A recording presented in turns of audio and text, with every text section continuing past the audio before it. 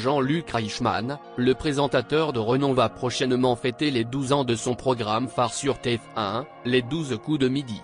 Pour marquer cet événement, il invite sa sœur handicapée pour la présenter au grand public.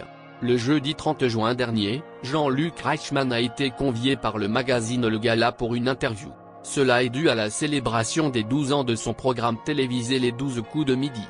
Pour rendre particulier cet anniversaire, le célèbre animateur de TF1 a tenu que ses proches viennent le soutenir en cette journée spéciale. En même temps, il a voulu que ces derniers prennent la parole avec lui pour un témoignage. Dans sa liste d'invités, l'illustre personnage à l'antenne a également fait venir sa sœur handicapée. On vous relate les détails de cette journée. Comme toute star du petit écran, Jean-Luc Reichmann préfère conserver l'anonymat par rapport à sa vie privée. De surcroît, jusqu'à présent, aucune personne n'a jamais su pour ses proches et les difficultés qu'il peut vivre au quotidien. Pour les 12 ans de son émission, l'idée de les inviter pour un direct en public lui est subitement passée par la tête. Il a également profité de l'occasion pour présenter sa sœur à ses téléspectateurs et ses fans. Il est à noter que la sœur de Jean-Luc Reichmann n'est pas comme les autres. Autrement dit, elle souffre d'une invalidité ou d'un handicap. Dès son plus jeune âge, les médecins l'ont déclaré une surdité à 97%. Néanmoins, cela n'empêche que l'animateur adore sa jeune sœur. On a même découvert qu'ils entretiennent une relation fraternelle unique. La vedette de TF1 a toujours surprotégé Marie-Laure envers et contre tous. D'où la raison pour laquelle il n'a aucune honte à l'assumer en public.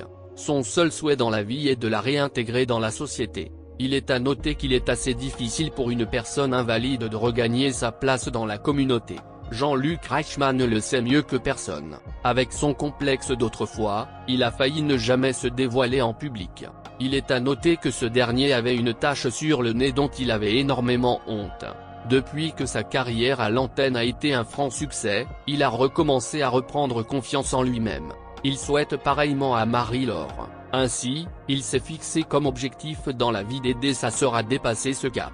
Par la même occasion, Jean-Luc Reichmann espère lui offrir une vie normale comme les jeunes filles de son âge. D'où la raison pour laquelle il s'est battu auprès des responsables de télévision pour mettre un sous-titre aux handicapés dans les émissions. Il a pris conscience que Marie-Laure ne pouvait pas l'entendre dans son émission. En 1997, sa doléance a été approuvée par le comité. Au début, Marie-Laure était réticente à l'idée de témoigner en public. D'ailleurs, sa réaction est assez normale car elle ne s'est jamais montrée au monde au-devant d'une caméra. Il est assez normal que la sœur de Jean-Luc Reichmann ait eu peur de ce défi. Persuadée par son frère, Marie-Laure a finalement accepté de le faire. Jean-Luc Reichmann lui a promis qu'il resterait avec elle durant tout son discours pour l'appuyer. De cette manière, le duo de frères et sœurs va monter en scène pour cette journée spéciale.